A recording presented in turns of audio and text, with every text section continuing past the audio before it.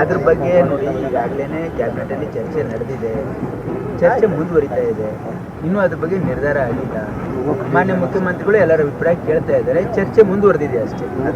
ಕಾಂತರಾಜು ವರದಿನೇ ಮೂಲ ಪ್ರತಿ ಮಿಸ್ಸಿಂಗ್ ಚರ್ಚೆ ಮಾಡ್ತಾ ಇದ್ದಾರೆ. ಮೂಲ ಪ್ರತಿ ಹೆಂಗ್ ಅದ್ರ ಬಗ್ಗೆ ಏನು ನೋಡಿ, ಎಲ್ಲ ಸಚಿವರಿಗೆ ಮಾಹಿತಿ ಕೊಡಲಾಗಿದೆ. ಆ ಮಾಹಿತಿಯನ್ನು ಸಚಿವರು ತಗೊಂಡು ತಮ್ಮ ಅಭಿಪ್ರಾಯವನ್ನು ಹೇಳ್ತಾ ಇದ್ದಾರೆ. ಹಾಗಾಗಿ ಚರ್ಚೆ ಅಪೂರ್ಣ ಇದೆ, ಚರ್ಚೆ ಪೂರ್ತಿ ಆಗ್ಲಿಕ್ಕೆ ಆಗೇ ಇಲ್ಲ. ಅವತ್ತು ಮನೇನ ಕ್ಯಾಬಿನೆಟಲ್ಲಿ ಚರ್ಚೆ ಪೂರ್ತಿ ಆಗಲಿಲ್ಲ, ಚರ್ಚೆ ಅಪೂರ್ಣ ಇದೆ. ಅದಕ್ಕೆ ಮಾನ್ಯ ಮುಖ್ಯಮಂತ್ರಿ ಏನು ಹೇಳಿದ್ರು, ಮತ್ತೆ ಮುಂದಿನ ಕ್ಯಾಬಿನೆಟಲ್ಲಿ ಚರ್ಚೆ ಮಾಡೋಣ ಅಂತ ಹೇಳಿದ್ದಾರೆ.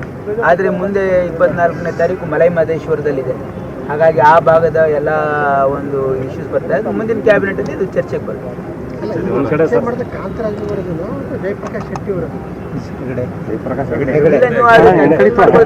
ಒಂದೇ ವರದಿ ಅದು.